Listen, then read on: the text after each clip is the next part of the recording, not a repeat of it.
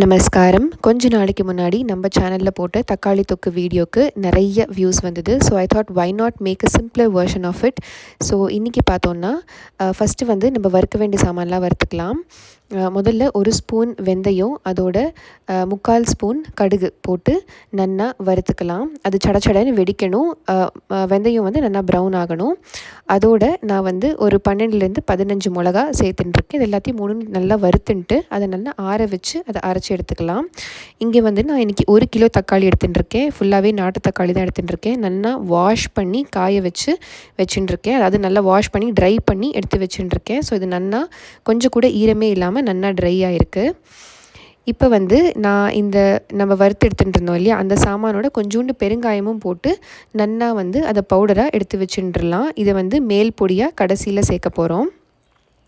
அதுக்குள்ளே நான் வந்து இந்த நல்லா வாஷ் பண்ணி ட்ரை பண்ணி எடுத்துட்டுருக்கிற தக்காளியை நல்லா பீஸாக கட் பண்ணி எடுத்துட்டுருக்கேன். இது வந்து கொஞ்சம் கொஞ்சமாக மிக்சியில் சேர்த்து நல்லா கூழாக பேஸ்ட்டாக அரைச்சி எடுத்துக்கலாம். கொஞ்சம் கூட தண்ணி எதுவுமே சேர்க்க வேண்டாம்.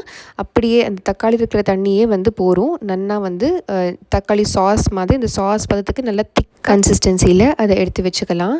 இப்போது அடுப்பில் ஒரு கடாய் வச்சுட்டு கடாய் நல்லா சூடானதும் கொஞ்சம் நிறையா எண்ணெய் விட்டுக்கணும். அதாவது ஒரு 50 ml கிட்ட நிறையா எண்ணெய் விட்டுன்ட்டு எண்ணெய் நல்லா காஞ்சதும் அதில் வந்து 1 ஸ்பூன் அளவுக்கு கடுகு, 1 டேபிள் ஸ்பூன் அளவுக்கு உளுத்தம்பருப்பு, கொஞ்சோண்டு பெருங்காயம் இதெல்லாம் போட்டு ஒரு வாட்டி நல்லா மிக்ஸ் பண்ணிவிட்டு, இந்த உளுத்தம்பருப்பு வந்து கொஞ்சம் ப்ரௌன் ஆகணும். அந்த ப்ரௌன் ஆன ஸ்டேஜில் ஒரே ஒரு கீத்து கருவேப்பிலையும் சேர்த்துட்டு நம்ம சாஸ் கன்சிஸ்டன்சியில் அரைச்சி வச்சுட்டு இந்த தக்காளி பேஸ்ட்டை வந்து இதில் சேர்க்கலாம். சேர்த்துட்டு கொஞ்சோண்டு ஒரு ஸ்பூன் அளவுக்கு மஞ்சத்தூளும் சேர்த்து நல்லா வந்து இதை மிக்ஸ் பண்ணி விடலாம். இப்போ வந்து கொஞ்சோண்டு ஒரு ஸ்பூன் கூட வேண்டாம், ஒரு 1/4 ஸ்பூன் அளவுக்கு சர்க்கரை இதில் சேர்க்கலாம்.